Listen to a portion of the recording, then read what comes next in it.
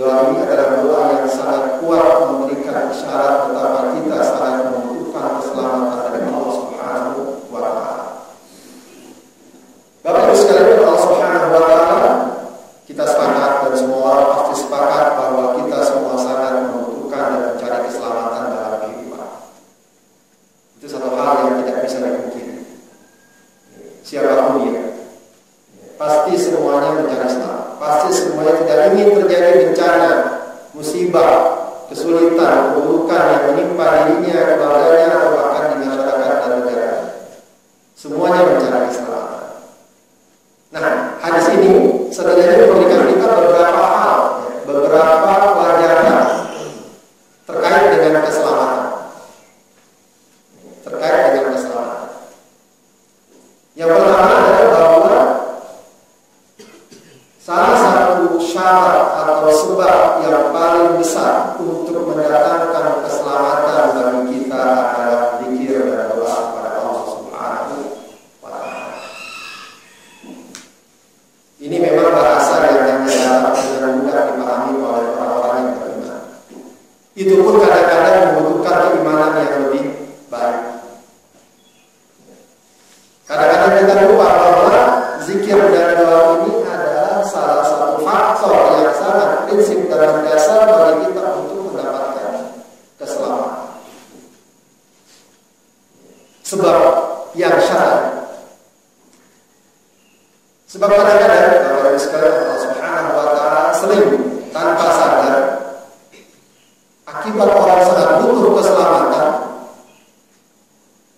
karena dia tidak terbimbing dan dia tidak mendapatkan pemahaman yang benar dan utuh, dia akan mencari sumber-sumber atau sebab-sebab keselamatan yang lain yang tidak diajarkan atau justru bahkan mendatangkan ketidakselamatan itu sendiri. Dalam hal ini yang banyak sering terjadi, bisa jadi menimbulkan kesyirikan, menimbulkan hal-hal yang dapat berbahaya bagi keimanannya.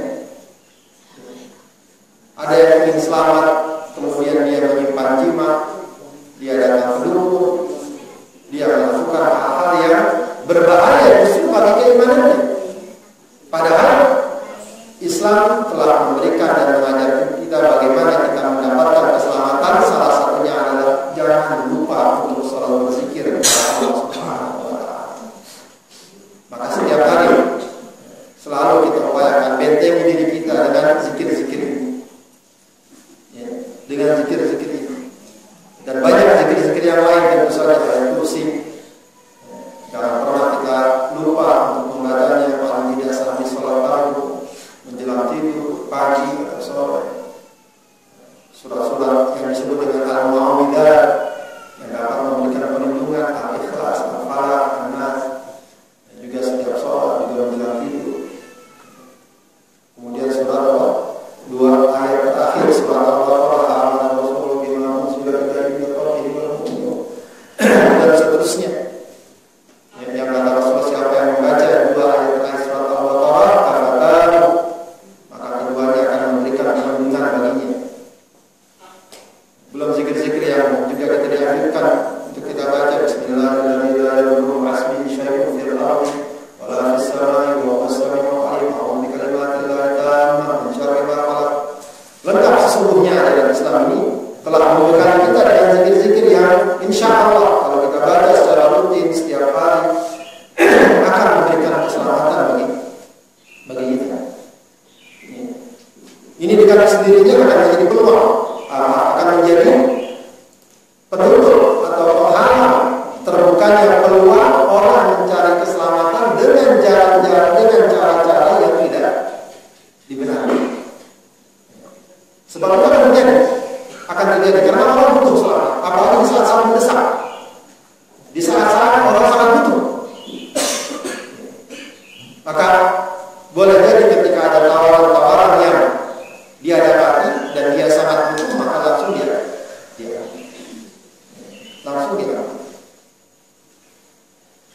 ya, mungkin kita pernah mendengar broadcast ya, apa namanya, ada seorang wanita di Arab Saudi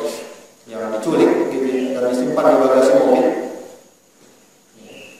Kemudian entah bagaimana akhirnya ketahuan pemiliknya, itu setelah sehari atau 2 hari disimpan.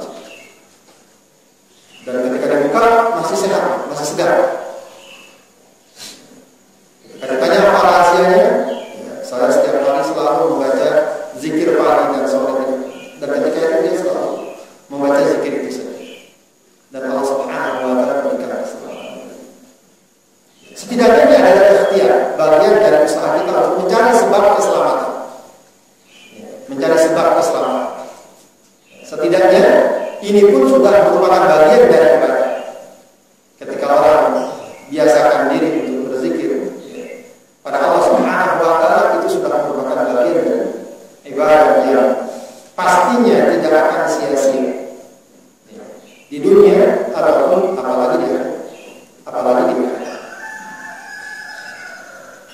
Kemudian yang kedua, perkara keselamatan yang juga tidak kalah pentingnya adalah sebagaimana yang terkandung dalam doa ini, tawakal kepada Allah Subhanahu wa Ta'ala.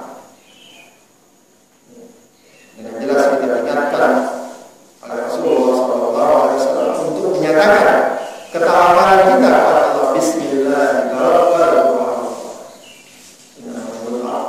Nama Allah akan bertawakal kepada-Nya. Ini satu hal yang juga sangat penting bagi kita. Keyakinan kita yang sangat kuat bahwa tidak ada satupun kejadian yang menimpa kita, yang telah terjadi, yang sedang terjadi, atau yang akan terjadi, kecuali semuanya telah Allah tetapkan, telah Allah tentukan, telah Allah catat.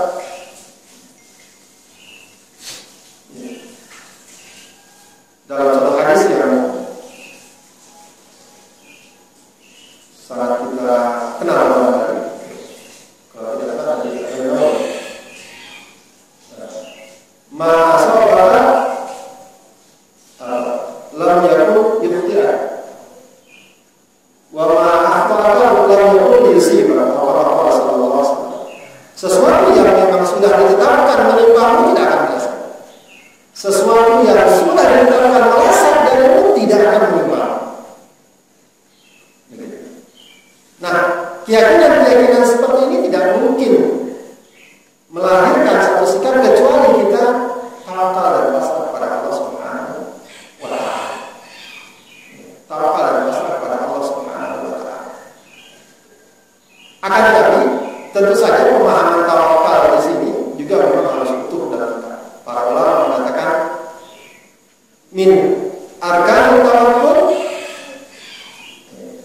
amran, ada 2 rukun tawakal. Rukun tawakal itu ada 2 perkara. Yang pertama adalah al-i'timad ala Allah, bersandar, bergantung kepada Allah Subhanahu wa Ta'ala. Dan yang kedua adalah al-akhdhu bil asbabil mashru'ah, mencari sebab-sebab yang disyariatkan. Mencari sebab-sebab, artinya di sini ada ikhtiar, ada usaha. Tawakal tidak boleh menafikan atau menutup ruang ikhtiar yang diperintahkan dalam Islam. Al-Quran mengajak kita untuk bekerja, berikhtiar, berusaha. Allah tidak mengubah orang sebelum mereka mengubah dirinya. Allah mengatakan kita dan amalan kalian, dan Allah akan melihat amalan kalian, Rasulnya, dan juga orang-orang yang beriman, dan seterusnya. Ini menunjukkan bahwa kita diperintahkan untuk berikhtiar, mencari, memilih mana yang baik bagi kita, mana yang bermanfaat bagi kita, mana yang memberikan keselamatan bagi kita. Rasulullah pun begitu, memerintahkan kita untuk berusaha.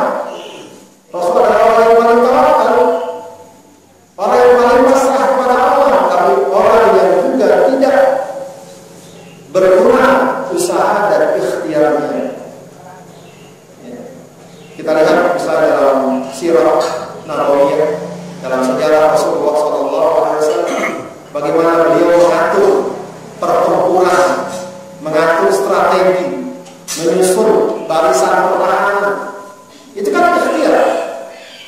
Kalau seandainya tawakal sudah pasrah saja, yang penting bertahan. Tidak.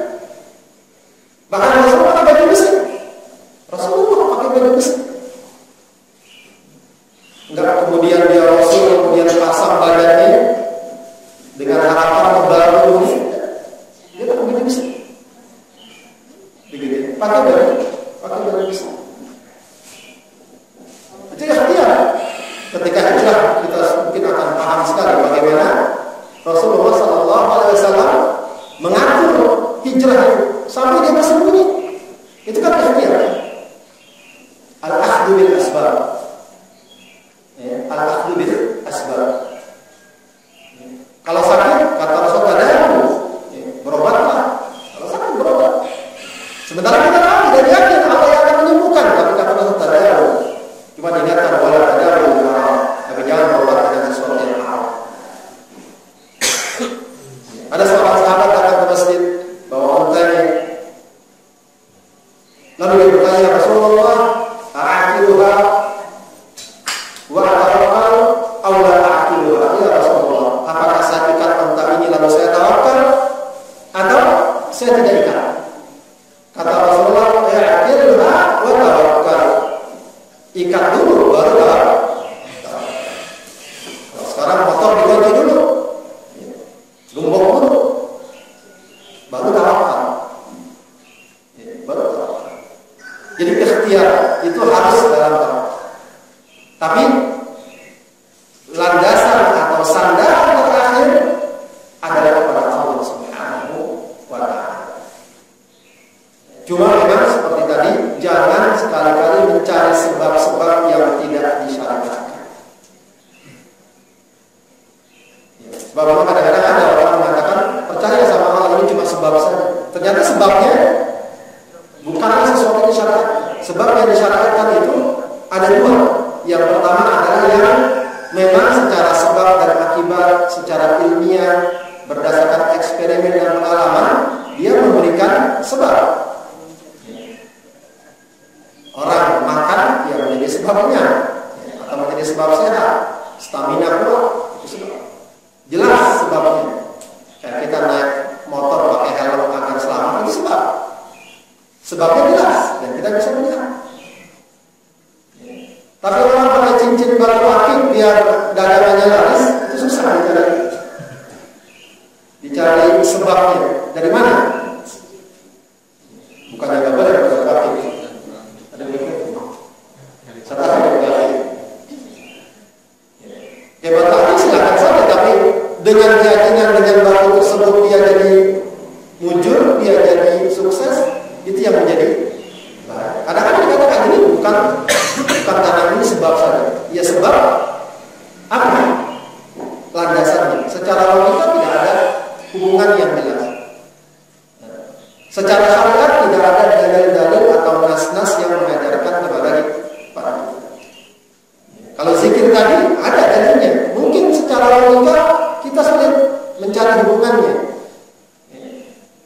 Tapi ayatnya dan hadisnya jelas bahwa itu dapat menjadi sebab keselamatan. Di luar itu, maka jangan kita cari sebab-sebab keselamatan yang kita yakini dan kita percaya. Ya, jadi zikir ini mengajarkan kita untuk menjadikan tawakal kita sebagai perkara yang selalu kita bawa dalam hidup. Ini termasuk yang disebut dengan amalul qulub. Seringkali tidak terlihat, tapi sungguhnya dia sesuatu yang sangat besar. Amalul qulub, amal-amal hati. Amal-amal hati yang seringkali tidak diperhitungkan. Kita cenderung kalau berbicara amal itu namanya amalul jawarih, amal anggota badan, sholat, wudu, sujud, ya, silaturahim dan seterusnya. Padahal banyak amal-amal hati yang sangat penting untuk selalu kita bangun. Diatur dalam hal ini.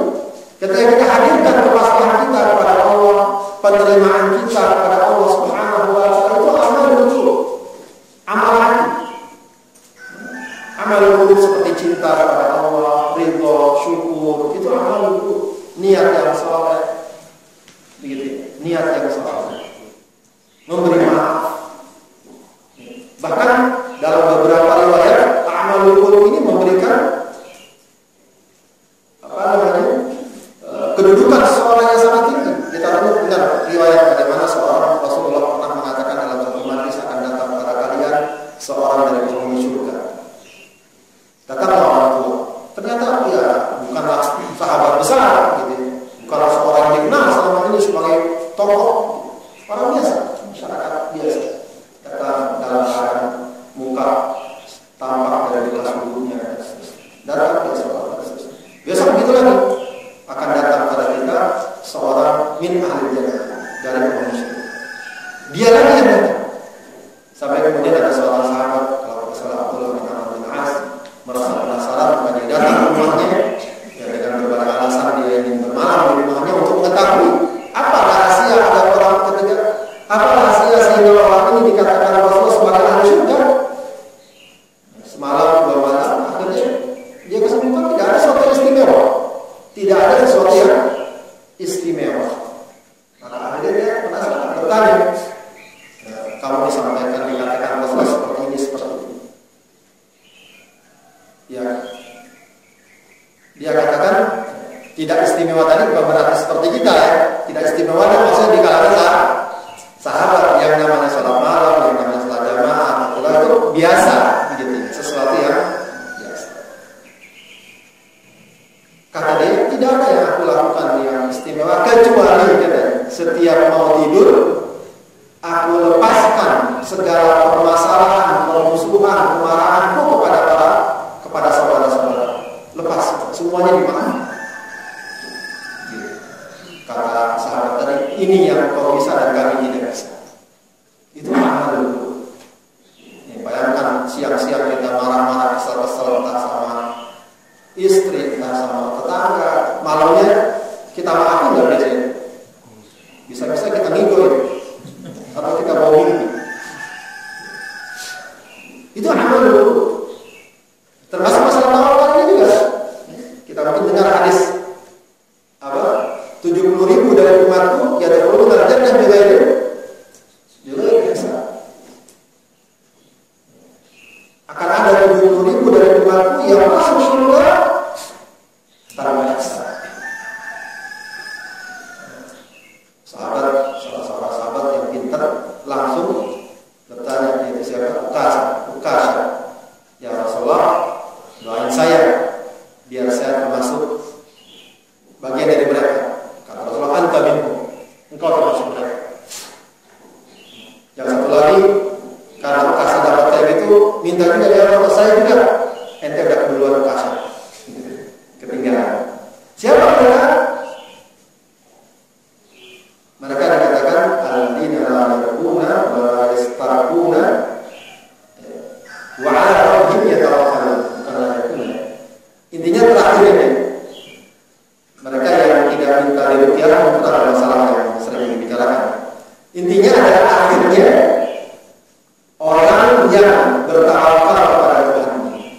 Orang yang bertawakal kepada Tuhan. Jadi tingkat ketawakalan itu bisa menempatkan seseorang kepada derajat yang sangat tinggi.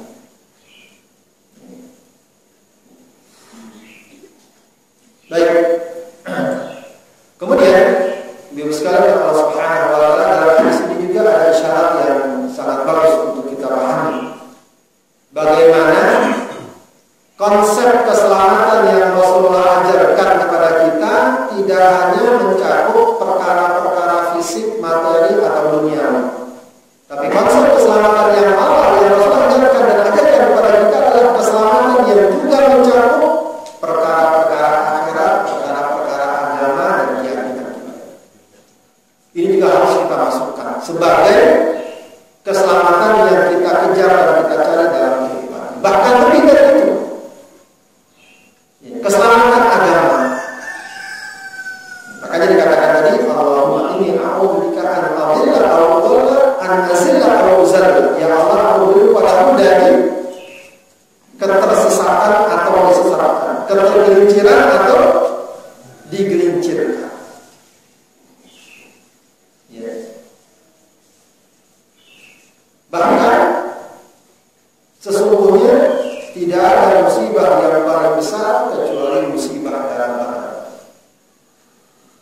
Tidak ada bencana yang paling besar kecuali bencana tabrakan. Maka di antara doa yang juga Rasul ajarkan kepada kita, Allahumma taj'al musibatana fi dinina. Ya Allah, jangan jadikan musibah yang menimpa kami menimpa agama.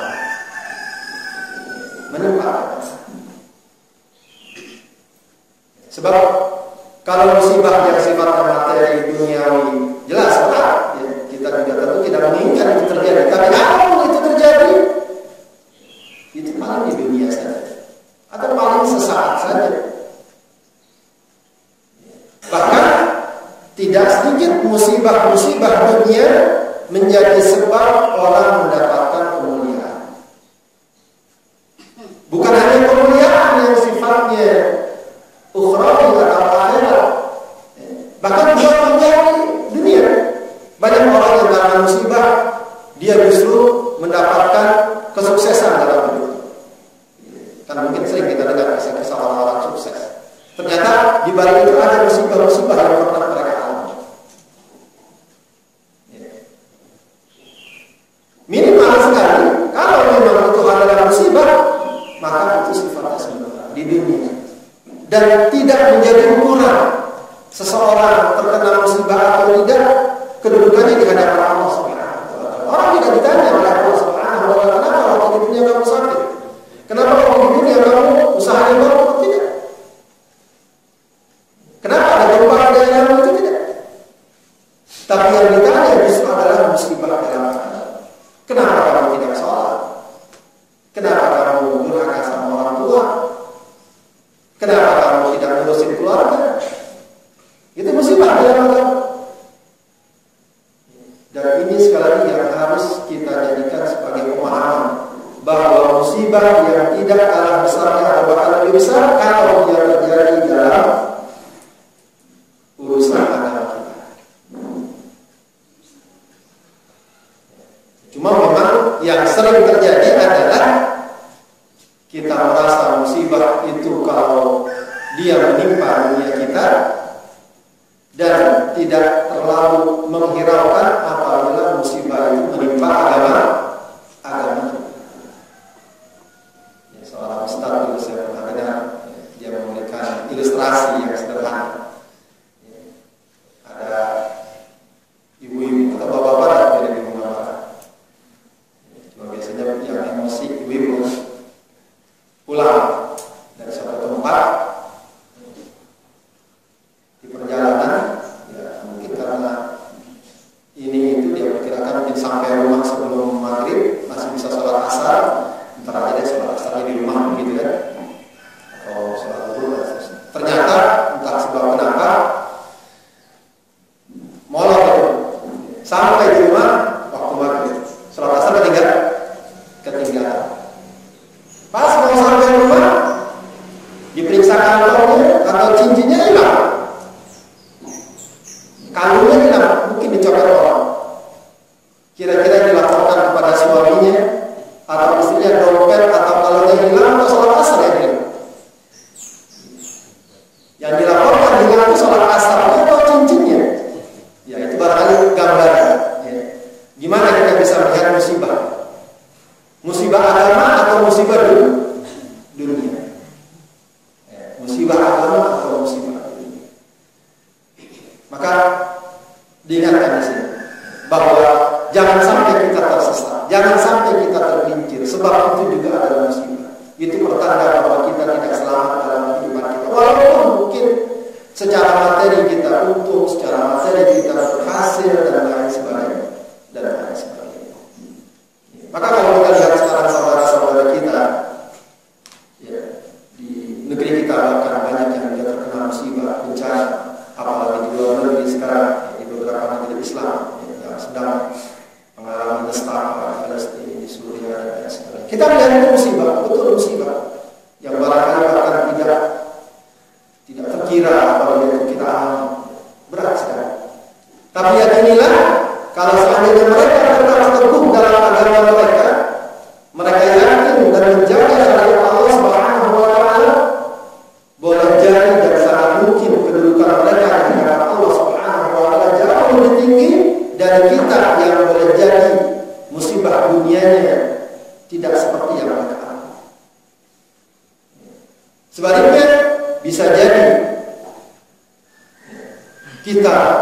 yang tidak mengalami musibah-musibah yang berat seperti dari saudara kita, terlena lalu tinggalkan agamanya, di hadapan Allah lebih hina dan lebih rendah dibandingkan. Ya, ini di sisi lain mengingatkan kita terus bahwa perkara agama adalah perkara utama. Dia adalah sumber kemuliaan kita, dia adalah sumber kebanggaan kita. Jangan sampai kita cari kemuliaan, kebanggaan dengan hal-hal yang lain kemudian kita tinggalkan. Banyak orang atas nama mencari kemuliaan, kebanggaan, prestis dengan simbol-simbol dunia, akan tetapi dengan konsekuensi mengabaikan dan meninggalkan agama. Ini tidak boleh terjadi. Kita ingat kata-kata Umar bin Khattab radhiyallahu anhu, "Nahnu qaumun a'azzanallahu bil Islam." Kita adalah kaum yang Allah muliakan dengan Islam. Famahman tabayyana bi ghairihi adzalla Allah. Apabila kita cari kemuliaan selain dari Islam, justru Allah akan menghinakan kita. Ya, kalau gambaran seperti yang kita lihat sekarang, banyak orang atau kaum muslimin negeri-negeri Islam meninggalkan Islam, dicari konsep-konsep kehidupan yang lain, konsep sosialisme, konsep kapitalisme dan lain sebagainya. Yang terjadi apa sekarang? Kita lihat keterpurukan Islam di mana-mana. Yang paling jelas Turki, khilafah Islam yang mereka bentukkan, naiklah penguasa Kemal Atatürk, dan dia membawa ideologi sekuler yang berkiblat ke barat dengan harapan mendapatkan kemajuan karena barat maju, ditinggalkan agama.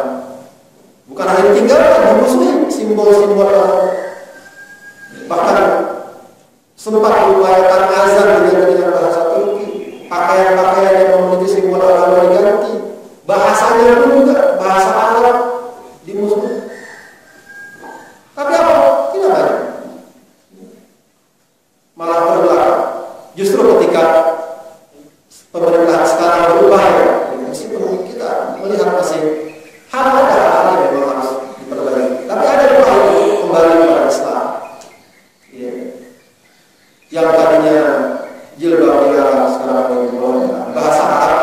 Kemarin saya dengar dari seorang teman yang kuliah di Turki, sekarang sudah mulai alhamdulillah perguruan-perguruan Turki yang fakultas syariah sudah mulai mengajarkan dengan bahasa bagus sekali.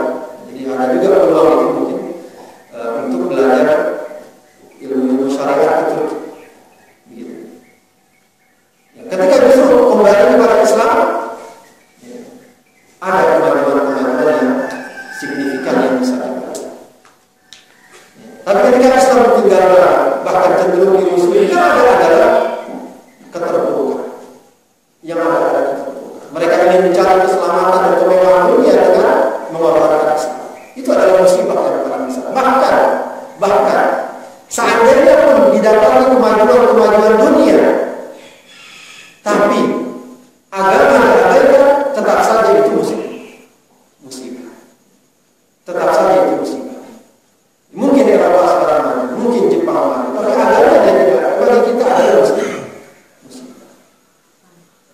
Kita tentu ingin maju dalam kehidupan dunia, tapi juga agama kita tetap kokoh dan tetap kuat. Dan itu bukan sesuatu yang kontradiktif. Itu sesuatu yang justru mestinya saling mendukung dan saling menguatkan. Baik. Kemudian di antara pelajaran dalam hadis ini juga yang bisa kita ambil adalah bahwa pemahaman keselamatan yang juga harus kita sertakan dalam kehidupan kita adalah bukan hanya kita selamat dari kejahatan orang, dari keburukan orang, tapi juga mestinya konsep keselamatan kita maksudkan dan kita sertakan pemahaman orang lain juga harus selamat dari saya. Orang lain harus selamat dari keburukan saya. Jangan sampai kita merasa selamat, tenang, tidak ada keburukan, tidak ada kesulitan, tidak ada kejahatan yang menimpa saya. Sementara di sisi lain kita dengan santai melakukan sesuatu yang membuat orang merasa dirugikan, dizalimi, disakiti. Ini juga sebenarnya bukanlah kesalahan. Pada hakikatnya kita tidak sama. Setidaknya Allah Subhanahu wa Ta'ala catatkan itu sebagai perkara-perkara yang dapat merugikan kita baik di dunia maupun di akhirat. Allah catatkan dosa itu sebagai catatan kita dan amal kita adalah sudah merupakan perkara yang tidak menyelamatkan kita. Sementara seorang muslim kata Rasulullah SAW, al-muslimuna man salima al-muslimuna min lisanihi wa yadihi. Orang muslim itu adalah orang yang muslim lainnya selamat dari lisan dan dari tangan. Ya, ini satu hal yang juga perlu kita ingatkan. Sebab perkara menzalimi orang, perkara menyakiti orang, perkara merugikan orang ini juga bukan perkara yang sepele. Walaupun kadang kita merasa tenang karena tidak ada katakanlah yang menuntut kita, yang membalas kita, tapi catatan Allah, penglihatan Allah tidak akan pernah lalai dari kita. Maka kita ingat dari sebuah hadis Rasulullah SAW yang sangat dikenal, atadruna man muflis, apakah kamu siapa orang yang bangkrut? Kata para sahabat, al-muflis fina la dirham lahu wa la mata'. Orang yang bangkrut itu adalah orang yang tidak punya dirham, uang, modal, wa la mata'. Tidak punya barang dagangan, modal ludes, barang dagangan habis. Itu bangkrut kan? Tapi kata Rasulullah SAW, al-muflis fina min ummati man ya'ti yawmal qiyamati bi salatihi wa zakatihi wa siyamihi. Orang yang datang pada hari kiamat dengan pahala puasanya, salatnya, zakatnya, wa ya'ti wa warsyada mahada. Tapi juga dia datang dengan dosa mencaci maki si fulan dan si fulan. Wa qadha fa'ala menuduh seseorang. Wa akala hada dan makan harta orang. Wa qala hada wa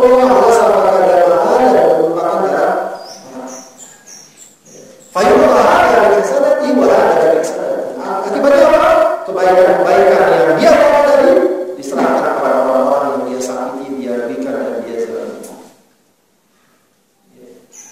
Itulah orang. Artinya apa? Kita tidak selamat. Kalau kita masih menyakiti mereka orang, berarti kita tidak selamat. Kita tidak selamat. Dan dalam kehidupan sehari-hari, sumber-sumber keburukan, bencana, musibah seringkali langsung atau tidak langsung juga merupakan buah dari perilaku yang tidak baik. Buah dari menzalimi orang akan berbalik kepada kezaliman orang lain. Bahkan bisa jadi lebih besar. Bisa jadi lebih besar. Buah dari kita misalnya melukai hati orang, bisa jadi akan berbalik kepada orang akan berkata lebih menyakitkan dan seterusnya.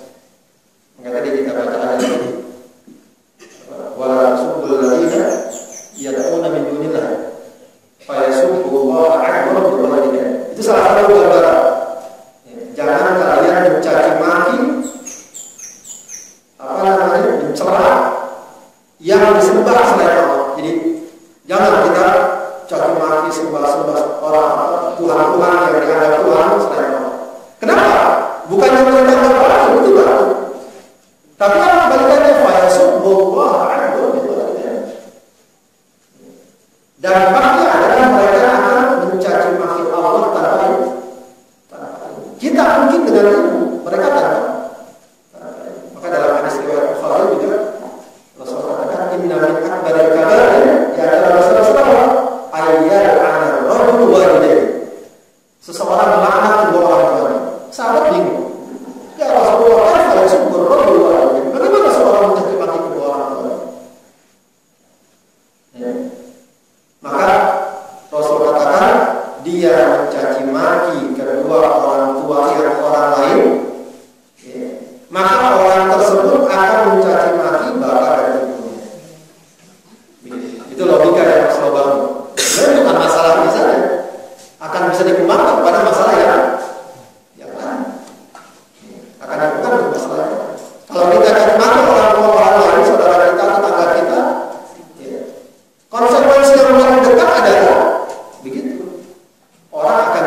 mudah.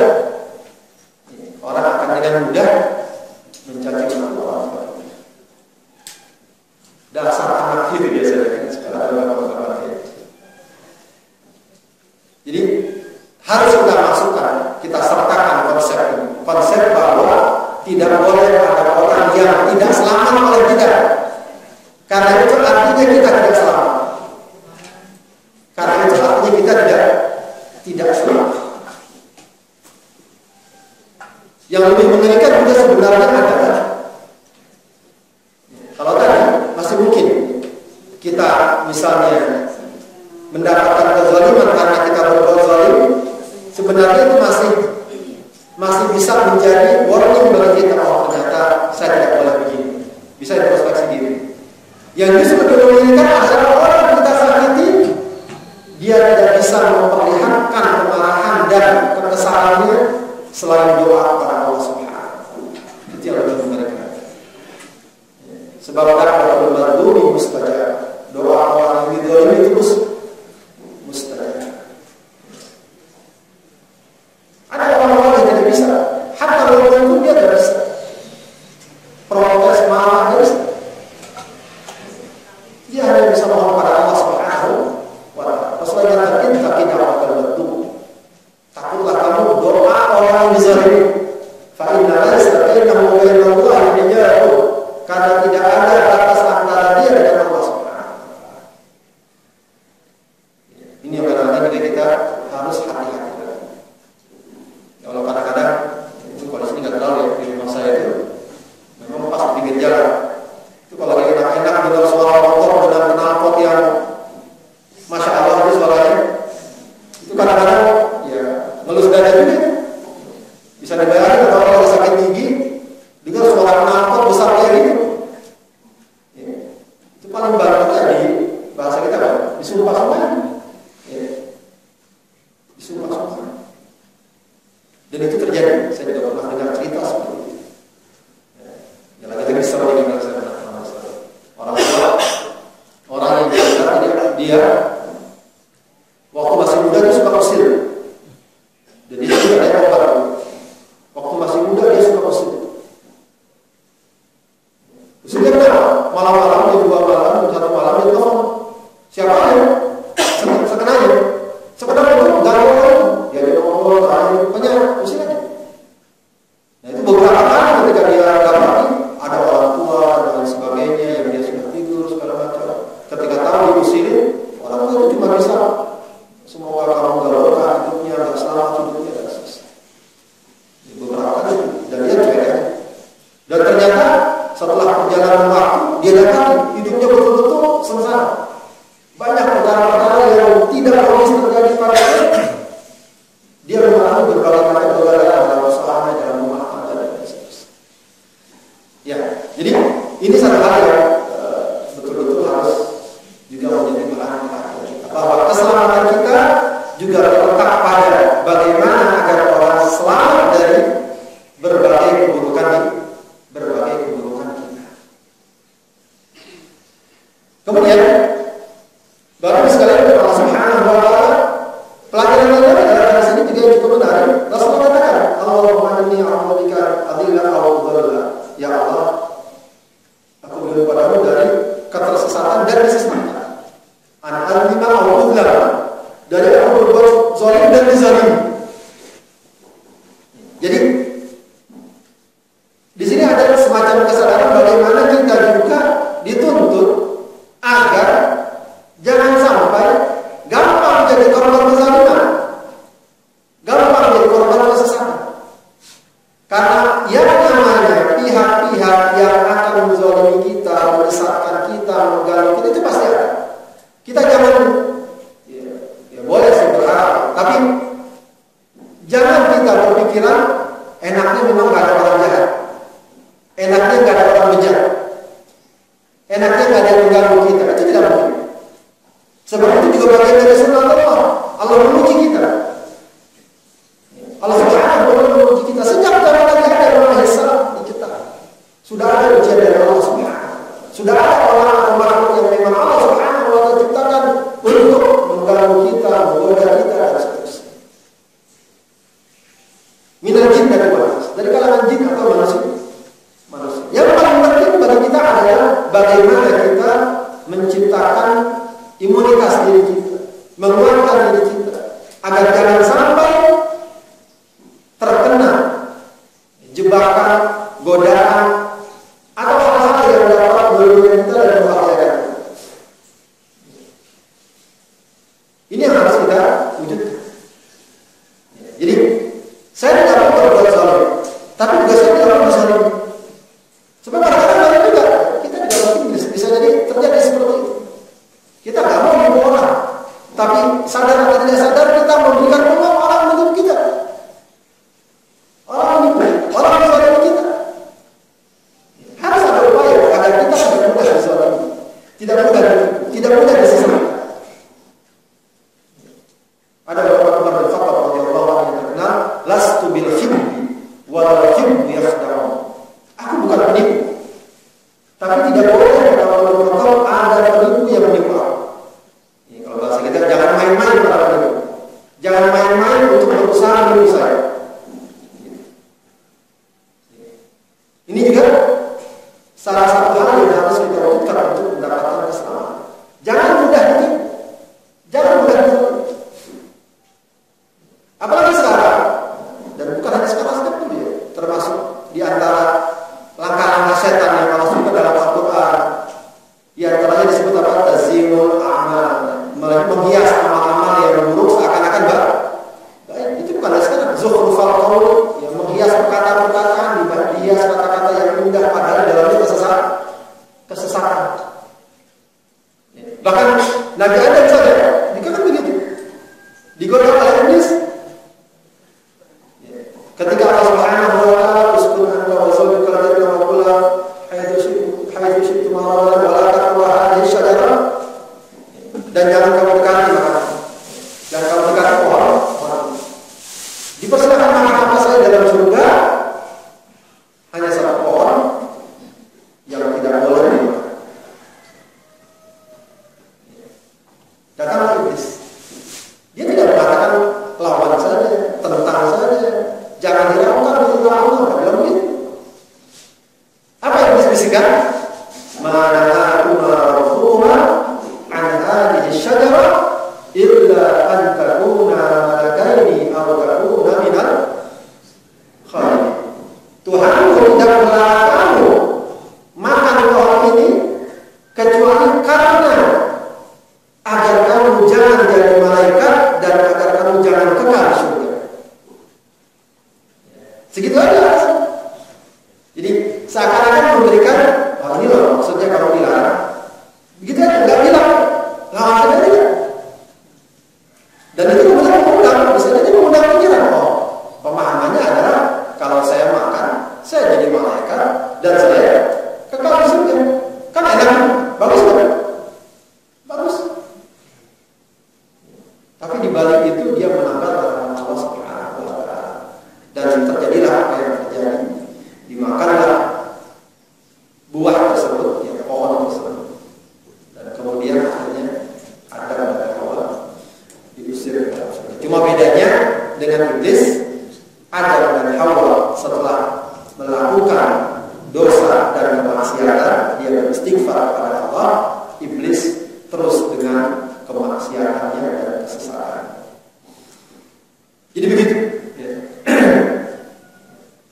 Jadi memang tidak bisa kita mengatakan enaknya memang nggak ada orang jahat, nggak ada orang sesat, nggak ada orang yang suka merugikan. Itu mesti ada. Itu mesti ada. Yang paling penting sekarang adalah kita jangan sampai gampang dan mudah dirugikan.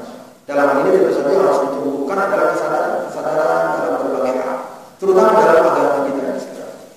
Lagi-lagi masalah seringkali banyak orang yang sebenarnya tidak ingin tersesat, tidak ingin terkena musibah dalam agama. Cuma itu tadi, dia gampang dikelabui dengan sejumlah ungkapan-ungkapan yang manis, yang indah. Akhirnya dia masuk ke dalam lorong gelap keyakinan yang sesat, pengamalan yang sesat. syubhat-syubhat dari dulu sampai sekarang ya. Akan tetapi kalau orang tidak menumbuhkan kesadaran, pemahaman, awareness, kewaspadaan, bisa jadi seperti itu. Akan terjadi. Di dalam kehidupan sehari-hari begitu. Orang banyak ditipu, ya mungkin dia nggak mau ditipu, tapi kita bisa jadi datang dengan cara-cara yang sangat halus. Mungkin yang sangat terkenal yang mama minta pulsa. Mama minta pulsa. Ya orang pulsa jadi dia nggak mau. Ketika lagi mama lagi ada ini pulsa sekarang tolong kirimin pulsa. Kirimin pulsa. Akan nomor lain. Keluarlah pulsa.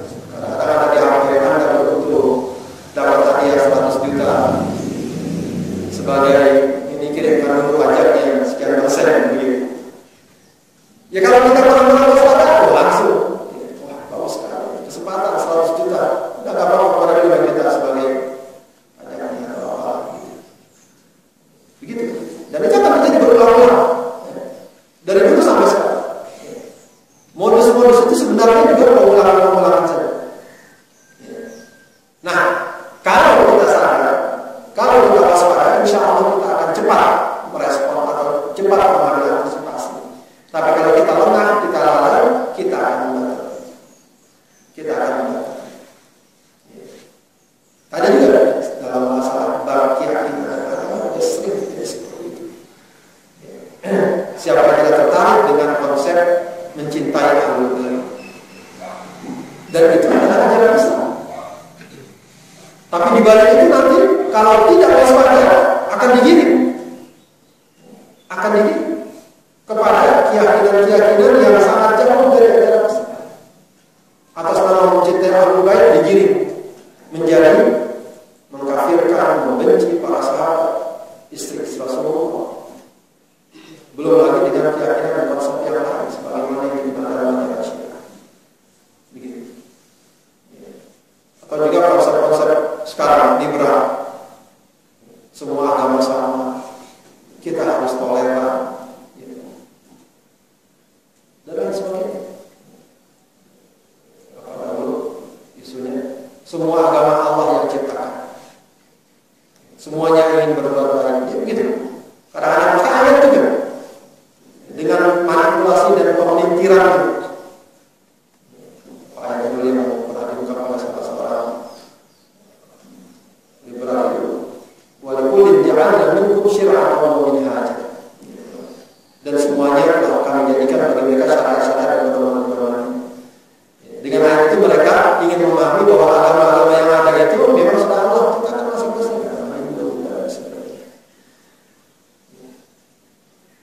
Ingin digiring, terserah sama pilih mana saja silakan, semuanya berlalu dan seterusnya.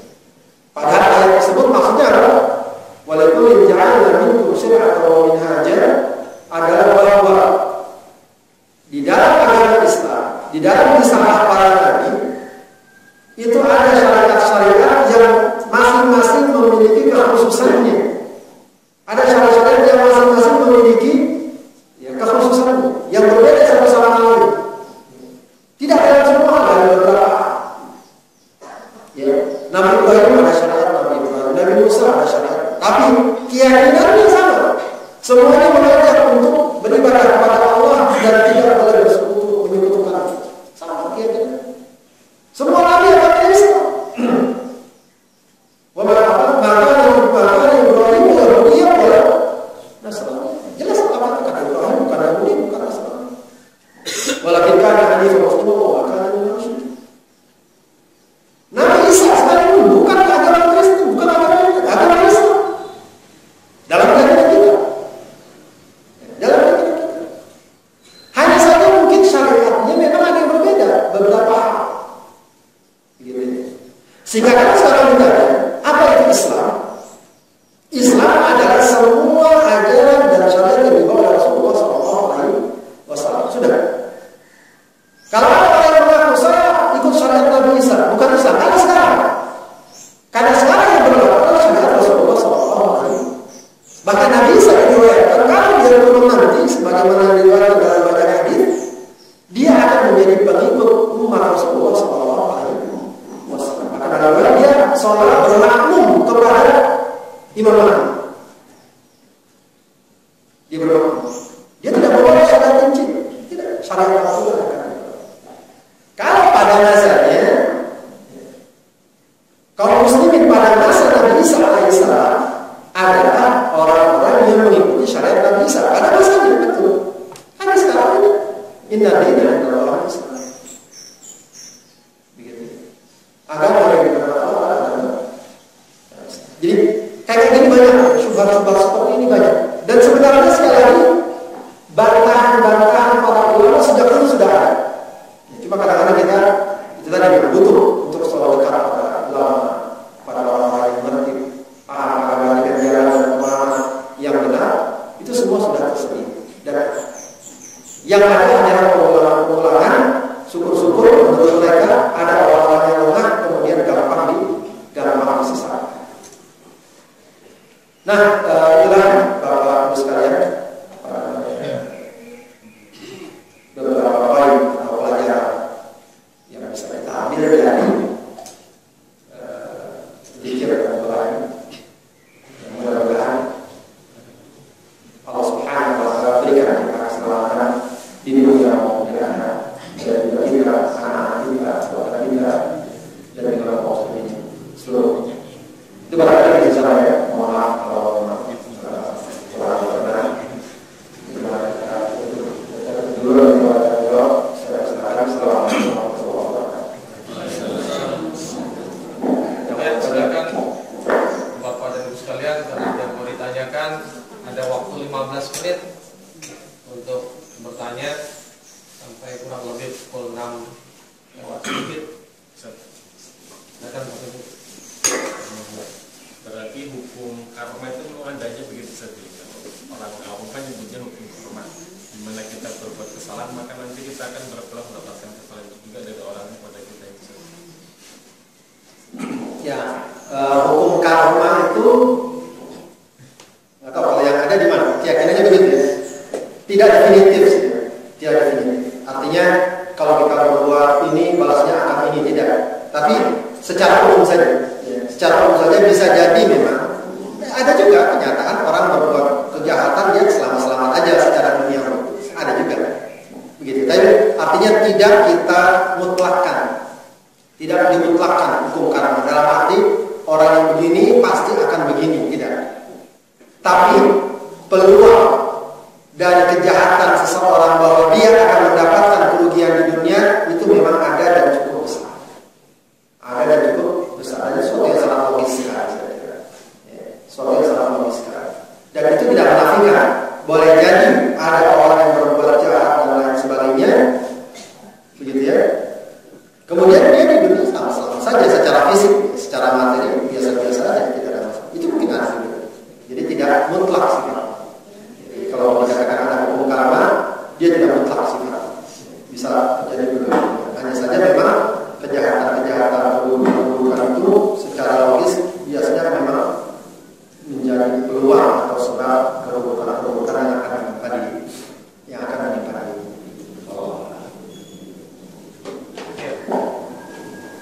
Ada yang lain? Jadi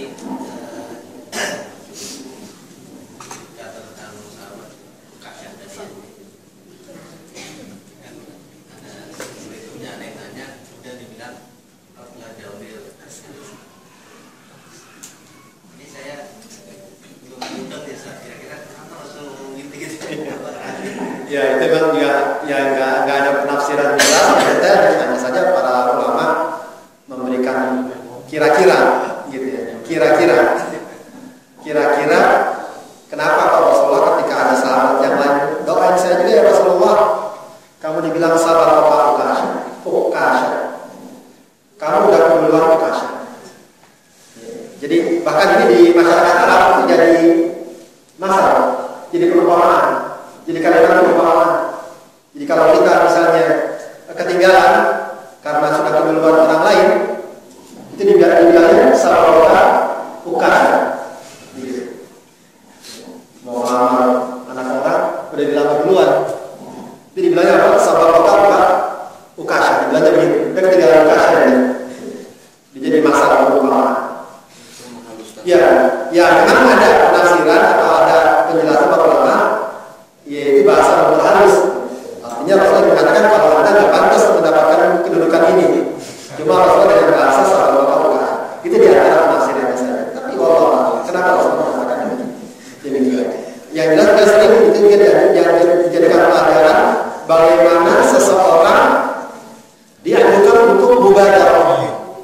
Makanya di sini ucapan Ukasha tadi diambil pelajaran sebagai mubadarah fil khair. Kalau ada mungkin kebaikan jangan ditunda-tunda, segera.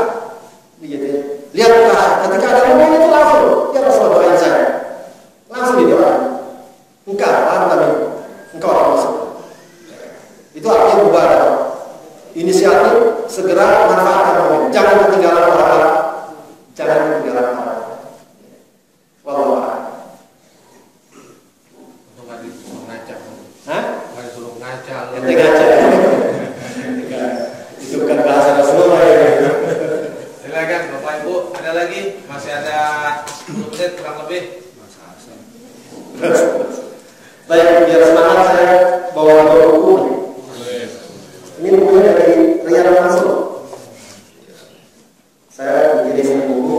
Buat yang bertanya berikutnya saya. Enggak, pada juga niat ikhlasnya. Tidak berlaku surut. Ada buku pertama istri dan Rasulullah. Ini udah dicetak pendidikannya. Cuma kayaknya bagusan cetakan saya ini dia. Yang kedua adalah kisah para nabi. Ini ringkasan dari kasus mobil. Saya ringkas. Yang itu buat MC saya. Nah, di sini nggak ada KKN.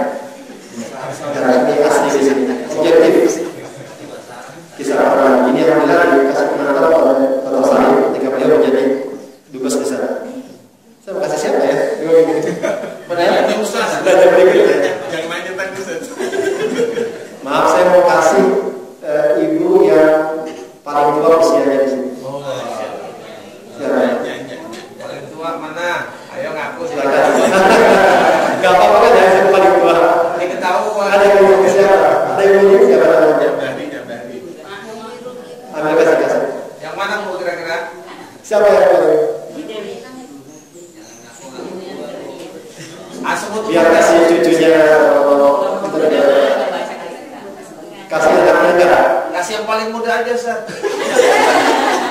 Jadi bisa baca. Enggak baca? Oke, kasih. Yang datang duluan, saya datang duluan. Yang datang duluan siapa? Kata dengan kamu Pak. Oh, ibu yang kedua, Kedua, datang duluan. Sudah saya kasihkan duluannya kepada Pak. Berkah, tinggal punya saja.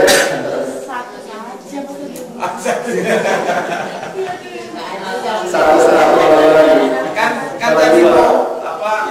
Yang duluan Ukasha, Bu. Iya, satu kata Ukasha. Baik, misalnya. Ada lagi yang mau nanya? Satu atau dua orang lagi silakan. Habis bukunya. Kita mauin lagi. Ya, 1, 2, 3. Ya oke kalau nggak ada. Baik.